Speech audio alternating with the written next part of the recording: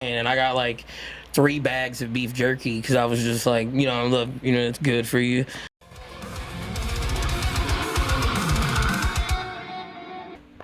All right, so today we're going to look at a clip from the podcast Drunk Uncles podcast. Yeah, it's Uncle Laser. All right, and I'm sure none of you are going to watch this goddamn episode. I'm sure none of you watch his podcast. But this popped up in my recommended, and who's he got on but the legend himself, the fucking Dark Storm of Atlanta, now the Dark Storm of the Dud Storm is what people are calling him. Dedric Flynn.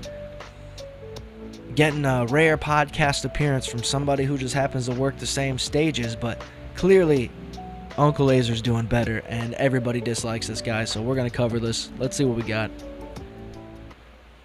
Damn.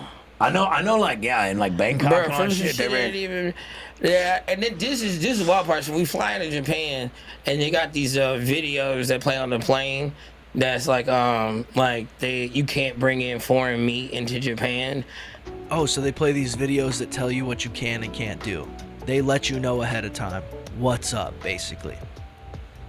So this is Dedric telling his story on why he was in Japan and how he got arrested and what for. I think we were all anticipating this. We were all waiting to hear this, because we certainly don't wait for him to do jokes on the Kill Tony podcast, because he don't do that. Like, it's like a felony or whatever. Like, they have like a bunch of videos and all this shit's playing, and I got like 3 bags of beef jerky because I was just like, look, it's good for you. Get Bucky's beef jerky. But you didn't know.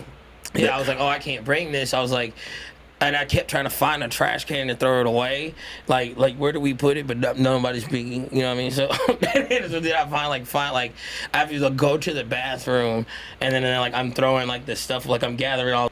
Nobody speaks English, but he couldn't find somebody in what would be an airport where they have tourists coming in all the time, but nobody speaks English. So he could find, if he was just carrying the bags around of beef jerky being like, hey, the fuck can I do with this? Somebody would have probably helped him discard it. But he was probably just looking for a trash can and talked to 2 people and then proceeded to panic. All the meat to throw it all away, and it was like, if I knew that was in my bag, why wouldn't I just get rid of it right there? Especially 0.8. Yeah, I could just take that. Yeah, you could have swallowed that. I could have ate that on the plane. Yeah. Could have ate that on the plane. I was on the plane for 16 hours, bro. Yeah, bro. I just would have been listening to Skrillex, nigga, just looking at lasers on my phone. So I have a Game Boy on my phone. Foreign meat. That you're just shoving in the shitter. No, not in the trash can. Trash can. Yeah. And then you go through customs. Yeah, and then they because I thought you were with people. No, I was by myself. Damn it! So goddamn. Because you thought I snitched.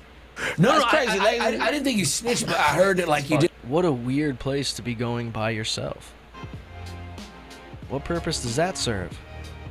Because he's never once said that he was going over there to do dates, or he was on a tour with somebody. None of that shit. What are you doing over there, man? You just took off, felt like spending your Kill Tony money on going to Japan, and then got arrested? You did. They drug tested you. Yeah. And what you don't do, because I've never known you to do Molly. No. I really haven't. Like, since I've known you. We all get that same talk from Tony. Like, you know what I mean? Like, you get that talk from this, and it's like, even before, and then. Wow, so Tony's having talks with these guys when they become a regular? Could you imagine that fucking little 115-pound body? Well, he's not 115 now.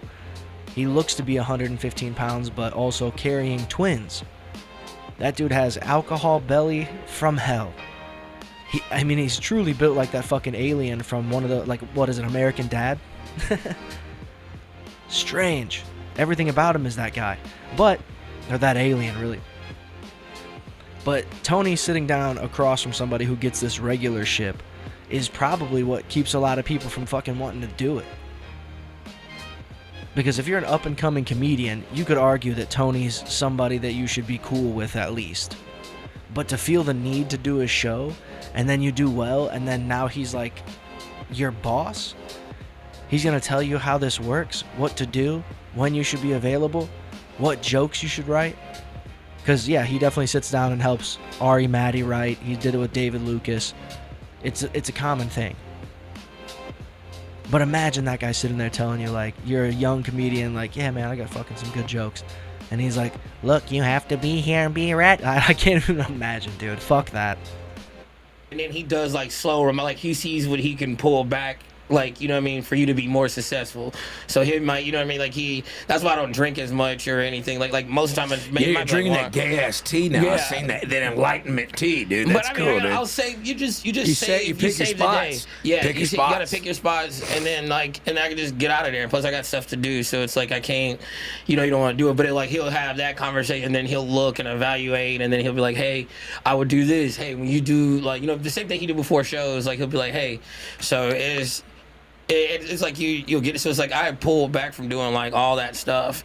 Like all the stuff I really do is just like mushrooms and eat edibles and like sometimes you gotta party. And you got to say yeah. Sometimes you gotta cut loose. Sometimes you gotta cut loose, dude. I mean, or just grow up. Just grow up. You don't gotta cut loose. If you want to take this shit seriously and not just be one of these one-off type of comedians that has a small moment in time, you gotta put in the effort.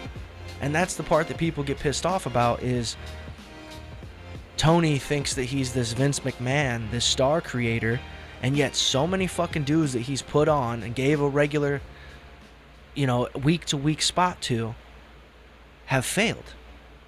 They've been absolute shit. And how many times are we going to keep letting him get away with trying to tell us who the good comedian is? Because right now we're in a good spot. Pat O'Neill, the guy's a monster. And the fans had been saying this for how long? And now here we are where he's finally a regular and he's proving that every week that he's a monster. And yet you got guys like Hans Kim, David Lucas, Dedric. I mean, Cam didn't really come with fucking jokes every week. He was fun energies. He's a charming dude. I get why SNL would want that guy. But I don't think it has anything to do with what Tony was telling him backstage before the show. I don't think it was up to him. Because I've seen Cam by himself with other podcasters and shit, and he's great. He's a silly dude. He doesn't take himself too seriously, and that's good. He doesn't take himself too seriously, and that's good, man, especially in this business. But it also benefits to listen to the audience. Like, Tony might be sitting there watching Dedric go up in Texas and fucking doing okay in the room. But you gotta get online and pay attention to how people are talking about this fucking guy, because much like so many other guys, they've failed. Dedric was good his very first set. I will give him that, 100%. But everything after that, dude, ass. The closest was when he came back from Japan and he had like a paper full of like one-liners. So he sat there and was writing jokes while he was locked up for 24 days. Do that again. Do that more often. Don't feel like somebody invites you to a party and you gotta fucking do, Molly and get all fucked up. Focus on the craft right now. That shit will come. But again, that just tells you he don't give a shit. He don't really care about this. People act like I got like 9 DUIs or something. But when they, I don't have a single DUI. I don't have none of my arrests involved alcohol ever. Yeah. Like none of anything I've ever done involved alcohol. But and then you walk through the shit and they're like, did they feel like they profiled you at all? Because you smell like beef jerky, I think just because did they stop you and they go through your shit? Because it's in your backpack, right? Yeah, you have to go through your stuff. Yeah. Where was the point at? Where it was in my backpack. Like just somewhere in a in the front big pocket of my backpack, like underneath. It was like my hat, some chargers, like a JBL speaker, because you gotta have a speaker when you tour. Yeah, you do. Yeah, because you go in them green rooms and they don't have a speaker, and you just like you just like listen to people sit down. Yeah. Well, I usually got hosed back there trying to blow us in the bathroom, but my shit's a little different than yours. You know what I'm saying, dude? But you keep having that tea, man.